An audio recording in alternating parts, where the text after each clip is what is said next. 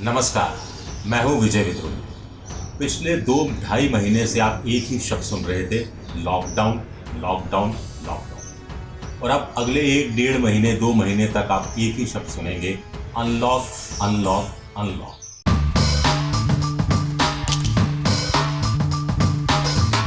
आज हम चर्चा करेंगे कि लॉकडाउन में आपकी ज़िंदगी कैसे बदली थी और क्या अनलॉक के दौर में अच्छे दिन वापस आ जाएंगे या अच्छे दिन के वापस आने की संभावना कुछ बढ़ जाएगी।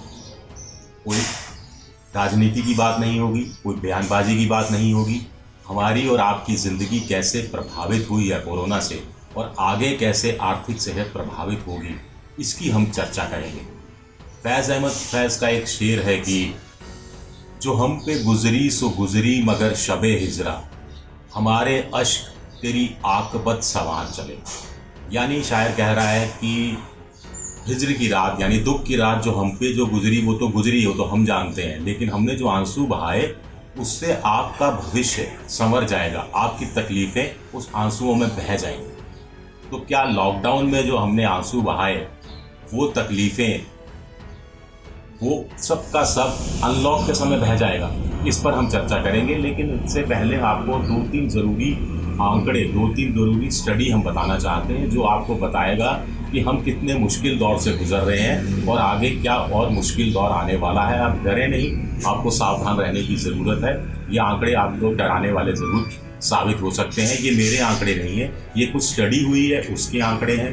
कुछ अर्थशास्त्री जो टीवी चैनलों पर, सोशल मीडिया पर, अखबारों में जो बयानबाजी करते रहे हैं, जो अपने वक्तव्य जारी करते रहे हैं, उन सब का मैंने अध्ययन किया है, स्टडी किया है और उसके आधार पर मैं इस नतीजे पर पहुंचा हूं या वो आंकड़े मैं आपके सामने पेश कर रहा हूं। एक क्रेडिट विद्या का आंकड़ा है जो ये कहता है कि इस देश में 53 करोड़ लोग यानी 40% लोग उपभोक्ता क्लास में आते हैं। यानी ऐसे 53 करोड़ लोग हैं इस देश में, 130 करोड़ में से, जो कमाते हैं और उससे चीज़ें खरीदते हैं। इसकी भी 3 क्लास है, एक संपन्न क्लास है, एक मिड मार्केट है या जो मिडिल क्लास है, और तीसरा है मास मार्केट।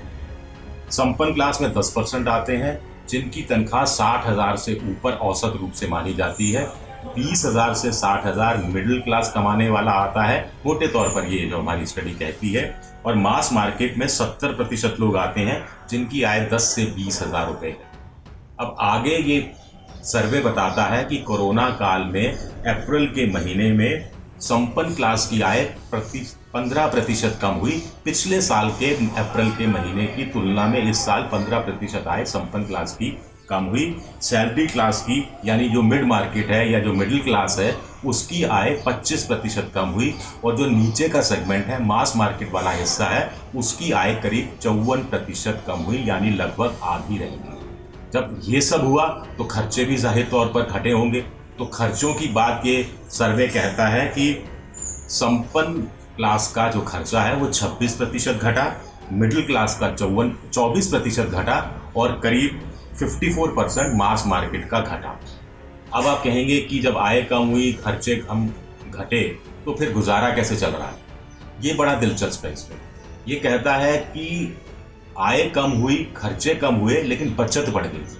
यानी लोगों ने पैसा बड़ी कंजूसी से खर्चना शुरू किया, पैसा एक एक बूंद पैसा बचाने की कोशिश की, क्योंकि उसे लग रहा है कि आगे दिन और भी खराब आ सकते हैं। उसे ये भी हो सकता है, लग रहा हो कि सरकार ने जो 20 लाख करोड़ का पैकेज दिया है वो हवा हवाई है, उससे उसकी ज़िंदगी में कोई फ़र्क आने वाला नहीं है। उसे हिंदुस्तान या राज्य सरकारों में जो सत्ता में लोग बैठे हैं उनकी बातों पर यकीन नहीं है। तो कुल मिलाकर ये सर्वे बताता है कि जो मिड मार्केट है, जो मिडिल क्लास है, उसकी आय तो घटी है 24%, लेकिन उसकी बचत 34% बढ़ गई। इसी तरह मास मार्केट की आय आधी हो गई लेकिन बचत 10% बढ़ गई। संपन्न क्लास जो है उसमें किसी तरह की कोई बचत नहीं हुई। इसकी एक वजह मैंने बताया कि जो डर है कि चीज़ें और ज़्यादा ख़राब हो सकती हैं, इसलिए पैसा और ज़्यादा बचा के रखना है, फालतू पैसा खर्चना नहीं है, चौन्नी चमन्नी बचा के रखनी है, क्योंकि सरकारों पर उम्मीद नहीं है चीज़ें सुधर जाएंगी, इस पर कोई उम्मीद नहीं। और दूसरी बात ये भी थी, क्योंकि बाज़ार बंद थे, कहीं से खाने पीने का सामान, मार्केटिंग कुछ हो नहीं सकती थी, ई मार्केट भी बंद थी, तो लिहाजा तौर पर उस कारण भी बचत बढ़ गई, क्योंकि आपने खर्चा नहीं। लेकिन सबसे बड़ी बात है कि आपने पैसा बचाया। पैसा इसलिए भी बचाया, इसकी जो ताकीद है ये दूसरा सर्वे करता है, CMIE का सर्वे है, जो ये बताता है कि नौकरियों की हालत कितनी खराब है देश के अंदर। इस देश में करीब 40-41 करोड़ लोग नौकरियां करते हैं, जिसमें से मार्च के महीने में 12 करोड़ लोगों की नौकरी जा चुकी थी। अच्छी बात है कि अप्रैल के महीने तक 12 करोड़ लोगों की नौकरी जा चुकी थी। अच्छी बात है कि मई में जब से लॉकडाउन का सिलसिला तोड़ने का खत्म हुआ और फैक्ट्रियां दोबारा शुरू हुई तो 2 करोड़ लोगों की नौकरी वापस मिली है। लेकिन फिर भी अभी इस समय 10 करोड़ लोग बेरोजगार हैं। लेकिन भयावह तस्वीर ये है कि इन 12 करोड़ में से 9 करोड़ लोग वो हैं जिनकी आय 25,000 या उससे भी कम थी, जो असंगठित क्षेत्र में काम करते हैं, जो रेहड़ी वाले हैं, पटरी वाले हैं, दिहाड़ी मजदूर हैं, उनकी नौकरियां गई। करीब 1 करोड़ 80 लाख सैलरी क्लास की नौकरी गई, यानी जो बाकायदा कमा रहे थे, कॉन्ट्रैक्ट पे थे या सैलरी पे थे, हर महीने की आखिरी तारीख को उनको तनख्वाह मिलती थी। इसी तरह 1 करोड़ 80 लाख वो लोग हैं जो फैक्ट्री चला रहे थे, छोटा मोटा धंधा कर रहे थे, किराने की दुकान चला रहे थे, व्यापारी थे, उनकी नौकरी गई और वापस मिलेगी नहीं मिलेगी ये बात अभी तक तय नहीं है। तो ये एक भयावह तस्वीर है जो हमारी और आपकी ज़िंदगी को, खास तौर से मिडिल क्लास को प्रभावित करती है। हाँ, 60 लाख लोगों को अतिरिक्त रोजगार मिला। ये 60 लाख लोगों को अतिरिक्त रोजगार मिलता है गाँव के अंदर, जहाँ हार्वेस्टिंग का टाइम था, कटाई हो रही थी रबी की, तो वहाँ पे मजदूरी मिल गई होगी, या फिर मनरेगा में अभी 40,000 करोड़ रुपया बढ़ाया गया है तो उसमें लोगों को काम मिल गया होगा। सर्वे बताता है कि अप्रैल में लोगों ने कहा 84% ने कि उनकी आमदनी कम हुई है और 66% लोगों ने ये कहा अगले 1 हफ्ते तक पैसों का इंतजाम अतिरिक्त रूप से नहीं हुआ तो फिर उनको उधार लेना पड़ेगा। ये एक बड़ी खतरनाक तस्वीर है जो ये पेश की गई है। कुल मिलाकर बेरोजगारी की दर जनवरी में 7% थी, फरवरी में 7.78% हुई, फिर उसके बाद ये मई में 27% हुई और 24 मई जो आखिरी आंकड़ा आया था उसमें 24% हो गई। लेकिन इसमें 26% शहरों की महंगाई की बेरोजगारी का आंकड़ा है और 23% गाँव का है। ये अपने आप में चिंता करता है। दूसरा MSME यानी सूक्ष्म लघु मझोले उद्योग की हम बहुत बात करते रहे हैं। 20 अप्रैल से ये खोल भी दिए गए हैं, लेकिन उसके बावजूद चूंकि लोग खर्च ही नहीं कर रहे इसलिए बाजार में डिमांड नहीं है। डिमांड नहीं है तो सप्लाई भी नहीं हो रहा। सप्लाई करने वाले माल बनाकर क्या करेंगे, और जब माल नहीं वो बनाएंगे तो MSME जो लघु मझोले उद्योग वाले उद्योग खोल कर क्या करेंगे, वो क्यों ना फिर अपना उद्योग बंद कर दें। तो ये सर्वे, ये 212 कंपनियों का सर्वे हुआ जो ये बताता है कि 6% लोगों ने कहा कि उनको 100% लोगों को निकालना पड़ेगा, यानी अपनी फैक्ट्री बंद करनी पड़ेगी। और इस देश में करीब 6 करोड़ 30 लाख MSME है, इसका 6% करीब 38 लाख होता है, यानी 38 लाख जो फैक्ट्रियाँ हैं वो करीब बंद हो जाएंगी जून जुलाई तक, ऐसी आशंका व्यक्त की जा रही है अगर स्थितियां सुधरती नहीं है। 62% लोग ये कहते हैं कि वो भी लोगों को नौकरियों से निकालना चाहते हैं, यानी 5-6 करोड़ जो नौकरियां हैं और जुलाई में और ज़्यादा जा सकती हैं।